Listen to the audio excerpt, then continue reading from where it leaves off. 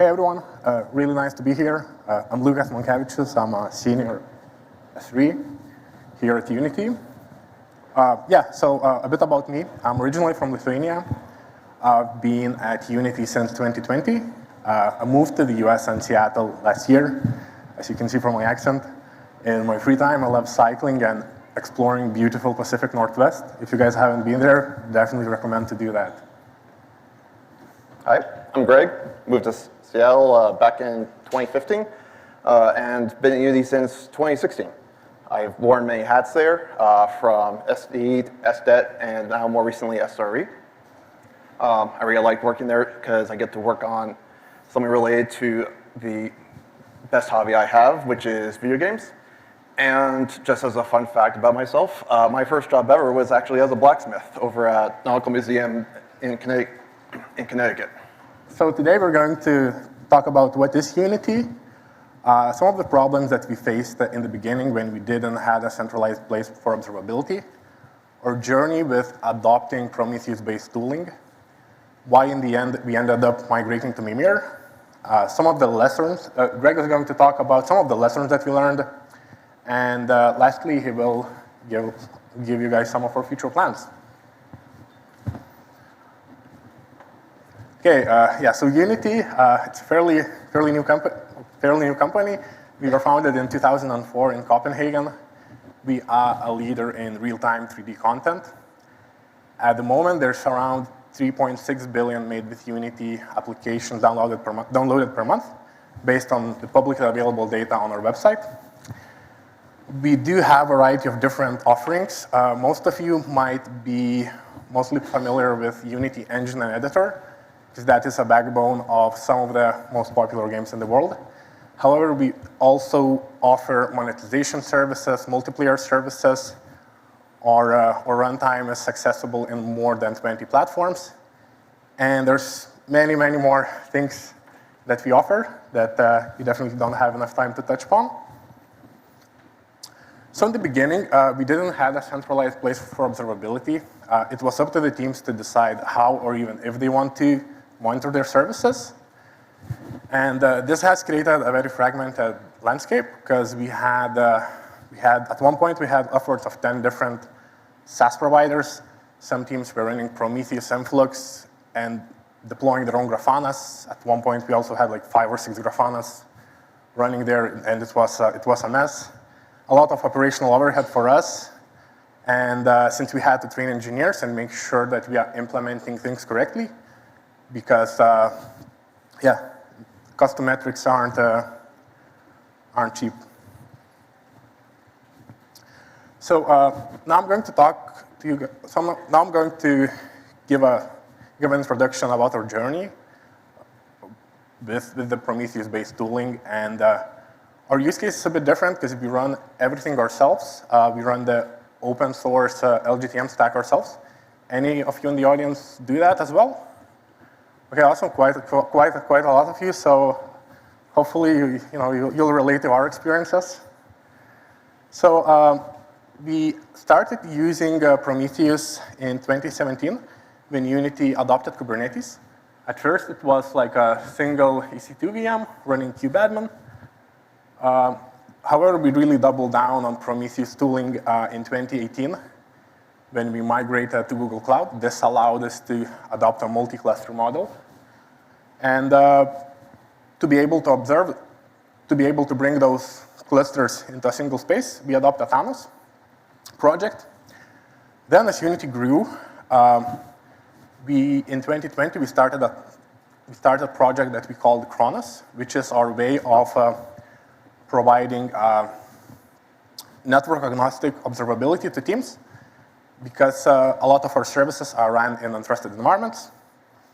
And then it worked fine, but around 2 years later, for ease of use of our users, we moved to Cortex. And we actually did that around a week before Mimir was announced. So we've been closely following all of the developments. And in 2023, we finally pulled the plug and moved to Mimir. So it all started in 2018 when we ran Thanos and Prometheus in our internal VPC network.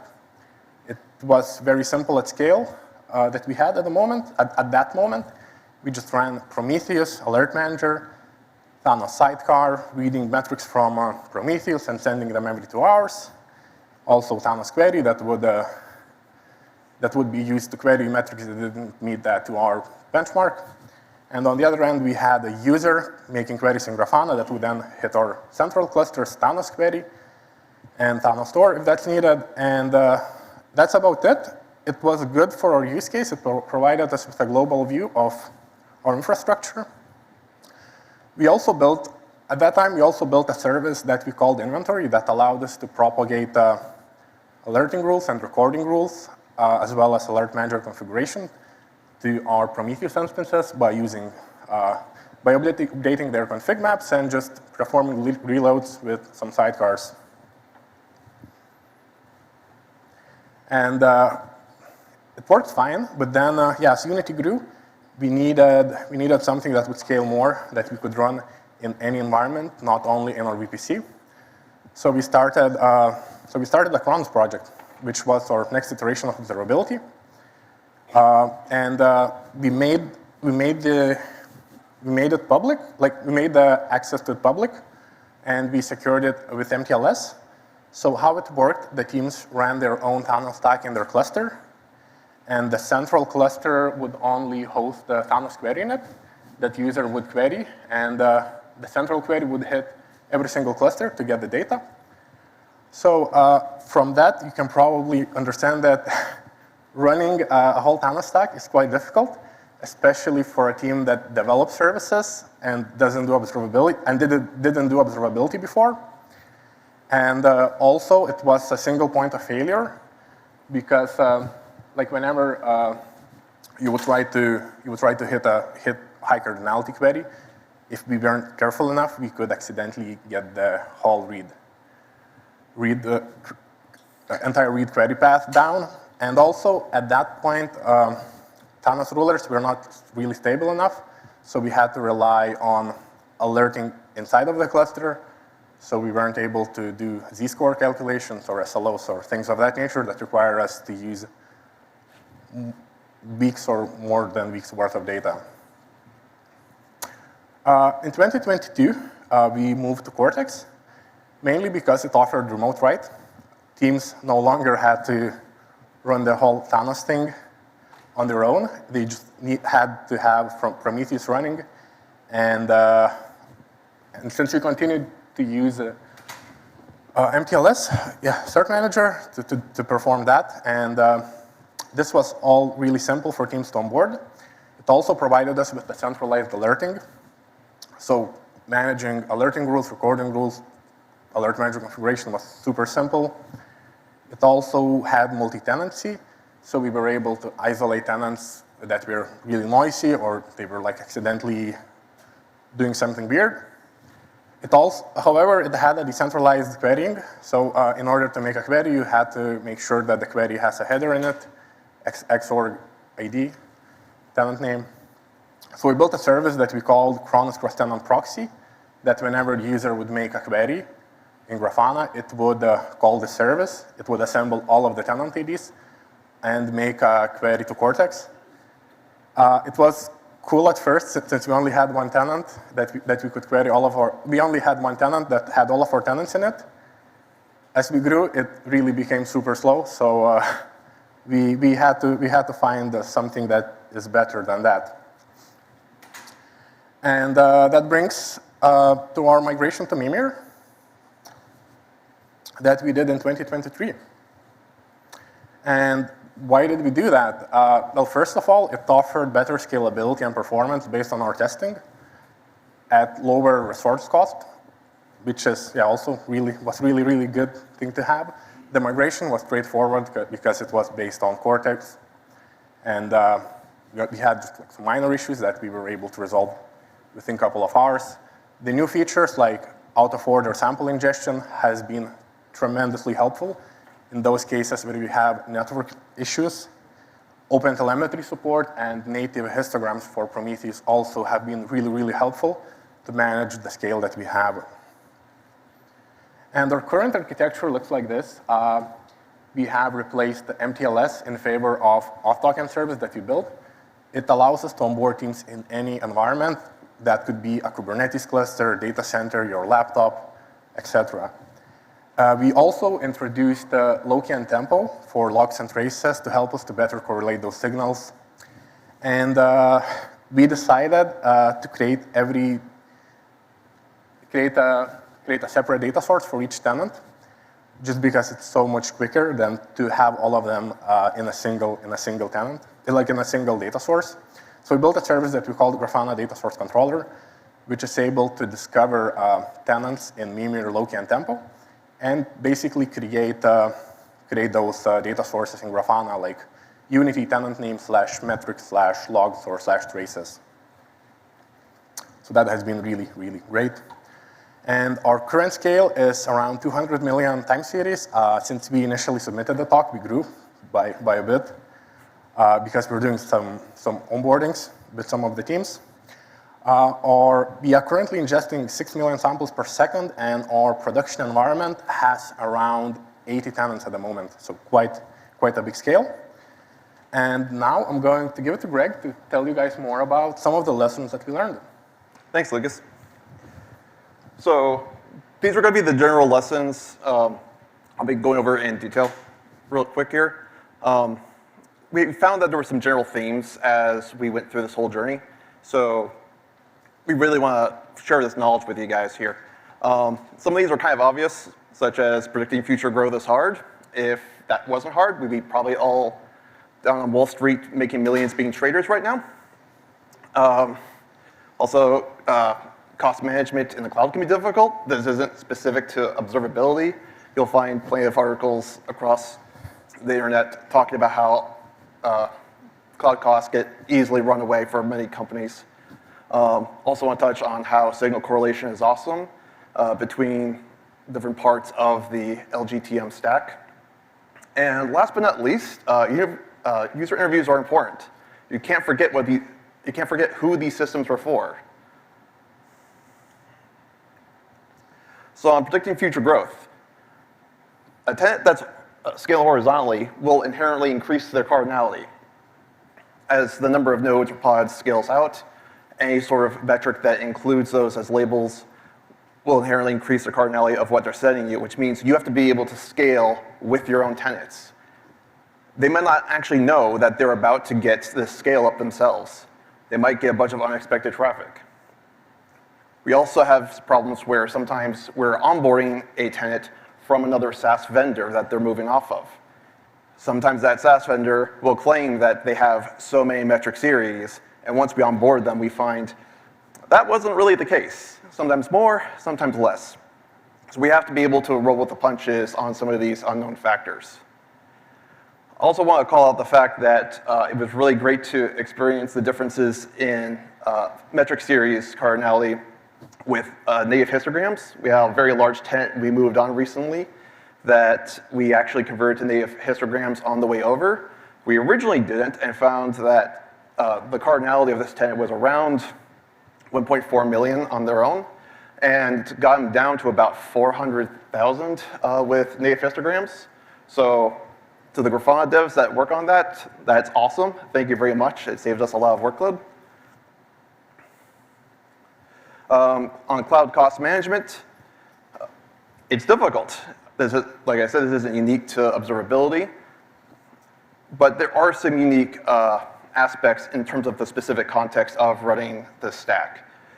We have limits and quotas for our tenants. That way, if they accidentally send us a cardinality bomb by accident, we don't have to automatically auto-scale to deal with that. We can start to throttle them, and we can learn that and ask them, hey, what's going on over here? But sometimes they're launching a new product, and so we do need to scale with them. So keeping that balance between having those limits there to prevent from the runaway auto-scaling and cost versus, no, we need to legitimately scale up for this. We also have issues with some users. We let them define recording rules, alert rules that are being evaluated once per evaluation period, for 30 seconds or a minute. And since users can make those, users can make them very expensive. So we have to add protections to that, but we also still want to enable folks to make these type of, at least fairly complex queries that are reasonable for their given context. We did find that actually downscaling after, say, an upscale for an incident is a bit tricky with this stack, especially with the stateful set ingesters, since in order to actually scale them back down, you have to simulate a complete one zone outage, basically, downscale them there, and do this zone by zone. And you have to wait for the actual retention period you have your ingesters configured for.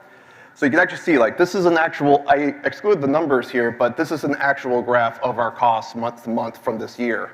You can see how we had that spike in April, and while we did reduce it back down over time, the amount of effort to downsize it again afterwards is an ongoing effort that takes a lot longer than being able to scale up. Also, we found some other miscellaneous challenges specifically related to the fact that we have very asymmetric tenants. Well, we have about 80 tenants, probably around 5 of them make up about 50% or more of our usage. So having to deal with that, such as on the rulers, the way that those work, getting the rulers get a unique rule group per ruler, at least. And if our largest tenant, if they have a very high cardinality query, we have to have a ruler that is big enough to handle that. But that means we're now over-provisioned for the much smaller, lower cardinality rules for all of our other tenants. So that's an area where we need to look into seeing if we can get cost savings there. Signal correlation is awesome.